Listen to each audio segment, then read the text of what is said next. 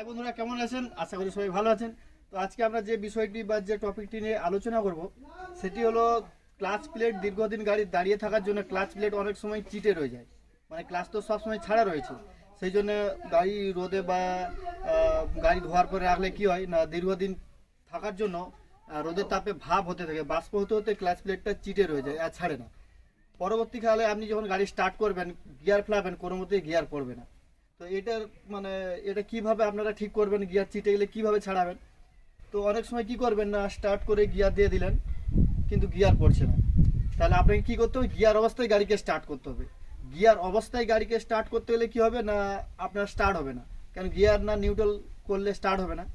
তো কিছু গাড়ির ক্ষেত্রে না, সব মানে অনেক গাড়ির ক্ষেত্রে গিয়ার না নিউট্রাল করলে স্টার্ট হবে না।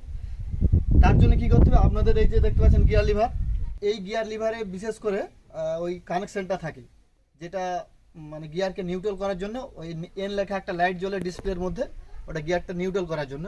তো আপনাদেরকে এই গিয়ারটা দেওয়া অবস্থায়ও কিন্তু নিউট্রালের লাইট দেখাতে হবে, তবে স্টার্ট করবে। তার জন্য এই গিয়ারের নিচে যে একটা কানেকশন রয়েছে, ওই কানেকশনটা খুলে আপনাদেরকে কানেকশনটাকে দুটো তারকে একসাথে অ্যাড করে দিতে হবে। অ্যাড করে দিলে কি হবে না, ডিসপ্লেতে দেখাবে নিউট্রাল আছে কিন্তু গিয়ার কিন্তু লেগে থাকবে। তো এই অবস্থায় আপনাকে স্টার্ট করতে হবে। স্টার্ট করার পর কিছু আগে পিছে করে তখন আপনি ওই ক্লাচটাকে ঘুরে ছাড়াতে পারবে। তো চলুন আমি দেখাচ্ছি যে কিভাবে আপনারা ছাড়াবেন ক্লাচটাকে।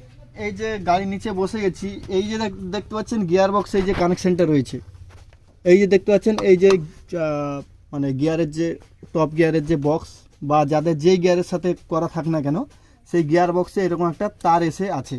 তো এই কানেক্টারটা খুলে এই দুটো তারকে একসাথে অ্যাড করে দিতে হবে, একটা টুকরো তার দিয়ে এই দুটো তারকে অ্যাড করে দিতে হবে, তবে স্টার্ট হয়ে যাবে। তো স্টার্ট হয়ে যাওয়ার পর গিয়ারটাকে ছাড়ানোর জন্য কার্যকারিতা হবে। এইরকম একটা তার নেবেন, তারটাকে কেটে টুকরো করে ভালো করে অ্যাড করে দেবেন এই দুটো কানেক্টারের সাথে।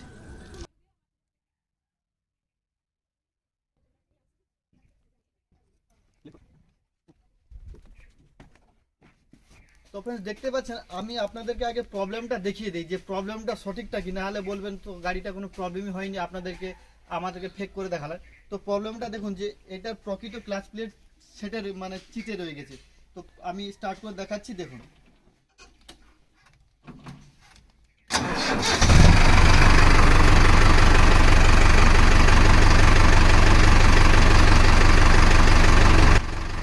দেখতে পাচ্ছেন যে কোনো গিয়ার লাগছে না, গিয়ার দেওয়ার চেষ্টা করছি, ওই পাশে ক্লাচ ঝেঁকে রেখেও গিয়ার দেওয়ার চেষ্টা করছি, কোনো গিয়ার পড়ছে না, কারণ গিয়ার বক্স তো ঘুরতে আছে না। ক্লাচ ঝাঁকলে তো গিয়ার বক্স ঘোরা বন্ধ হতো, কিন্তু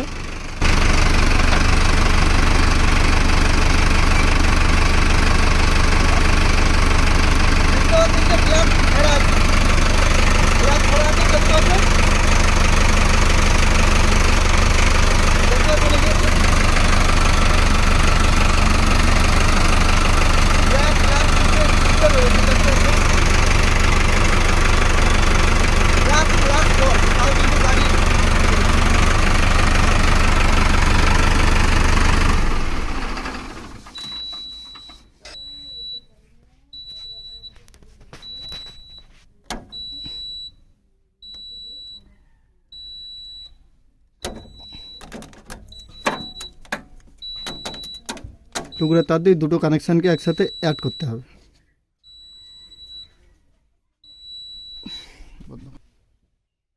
তো ফ্রেন্ডস, এই মুহূর্তে স্টার্ট করে দিলে গাড়ি কিন্তু চালু আরম্ভ হয়ে যাবে, মানে স্টার্ট করার সাথে সাথে কিন্তু গাড়ি করবে। তো হাই গিয়ারে থাকলে কিন্তু গাড়ি স্টার্ট হবে না, হাই গিয়ারে থাকা মানে গাড়ি অনেক গতিতে যাবে, সেই জন্য হাই গিয়ারে থাকা মানে গাড়ি স্টার্ট হবে না। সেই জন্য আপনাকে লো গিয়ারে দিয়ে গাড়িটাকে স্টার্ট করে দিতে হবে। স্টার্ট করার পর আপনার ক্লাচ ব্রেকটা ছাড়বে কিভাবে না, আপনাকে বন্ধ করতে হবে। বন্ধ করলে ইঞ্জিন যখন ব্যাক কম্প্রেসারটা মারবে, তখন কিন্তু ক্লাচ প্লেটটা, গাড়ি তো সামনের দিকে যেতে আছে, হঠাৎ যখন ব্যাক কম্প্রেসার মারবে তখন কিন্তু ক্লাচটা ব্যাকে ঘুরবে, ইঞ্জিন ব্যাকে ঘুরবে, ক্লাচ সোজা ঘুরবে, ইঞ্জিন ব্যাকে ঘুরবে, সেই মুহূর্তে ক্লাচ প্লেট ছেড়ে যাওয়া সম্ভব না। তাও যদি না ছাড়ে তাহলে আপনাকে চাকাতে বড় বড় কিছু দিয়ে দিতে হবে, গুটকা বোল্ডার দিয়ে দিতে হবে, যাতে না গাড়ি সামনের দিকে এগিয়ে যায়। তারপরে আপনি গাড়ি স্টার্ট করবেন, গাড়িটা কিছু দূর গিয়ে ওই যখন বোল্ডারটা লেগে যাবে, গাড়ি প্রেসার পড়বে, সেই প্রেসার পড়ার অবস্থায় কিন্তু ক্লাচ প্লেটটা ছেড়ে যাবে। তো ফ্রেন্ডস দেখতে পাচ্ছেন যে আমি লোয়ের 2 নম্বর দিয়ে একদম হাই মিড, তো লোয়ের এই সাইডে টপ গিয়ার 2 নম্বর দিয়ে আমি স্টার্ট করে দিয়েছি, অটোমেটিক কিন্তু গাড়ি এবার গোড়া স্টার্ট হবে।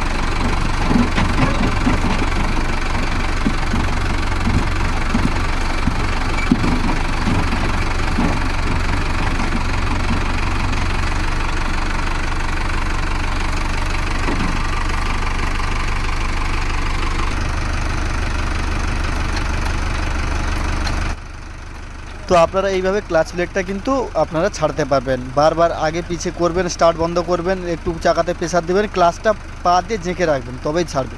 ক্লাচটা পা দিয়ে ঝেঁকে রাখবেন, তারপরে গাড়ি এদিক ওদিক গড়াবেন, তাহলেই আপনাদের প্রবলেমটি সলভ হয়ে যাবে।